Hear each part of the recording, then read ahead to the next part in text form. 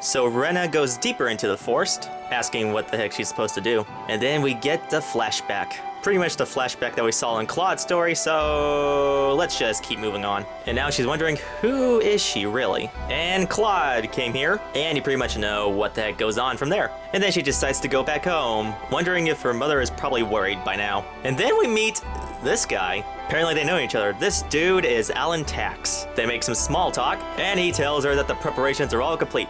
What, you may ask? Their wedding ceremony. And he's got her surrounded. Of course, she says, I'm not going to marry you. But this schmuck's not taking no for an answer. And the knights take her away. Lord Melvin! The pride that keeps you so fearless will be the thing that leads to your death. Everyone in Arlia sees this, begging Alan to not take her away. Rena says move out of the way just to protect everyone, and that she'll be alright. So we are at Alan's mansion, and he just tells us to calm down, he'll check on us later. And so Rena tries to escape. Oh yeah, I found this. And as usual, we go around every room in the mansion and talk with people. You have to talk to them more than once in order to get some info out of them. And we enter into this room. Push the switch and see the bookcase move. Rena believing this is the way out, only to be led to the underground drift of Salva. I'm sure drift and underground mean the same thing, but I am too lazy to look that up.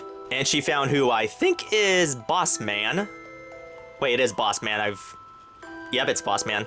He apparently told her that Alan asked him to make an altar right in the drift. Turns out Boss Man helps Alan out with the preparations of the wedding ceremony, and he did not know about that. I think. He says after a little rest, he'll get out of here. And he says if I'm lucky, I might be able to get out of here through there. And we make our way through the Salva Drift, fighting many enemies, and we eventually make it to this one passageway, leading towards the altar. I think we went the wrong way there, Rena. Runs off immediately without saying a word. Whoop, spoke too soon.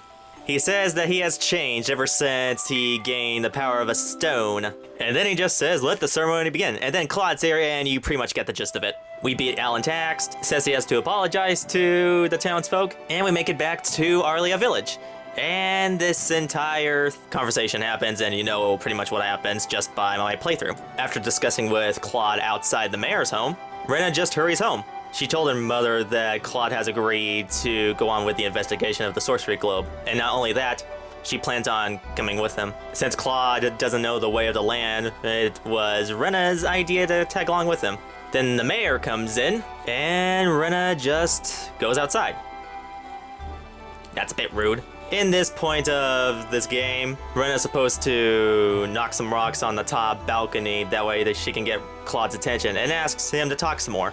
Much like trying to find Claude, this is the second time we have to do this.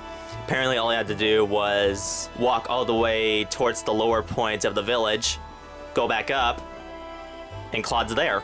And then we get the same conversation in Claude's playthrough, except without the flashback because we saw it at the beginning of this video. And so we are heading off to the town of Cross. We get the same funny reactions from Claude's story, go to our hotel room, and that's pretty much it. Oh yeah, and Rena thought this in her sleep.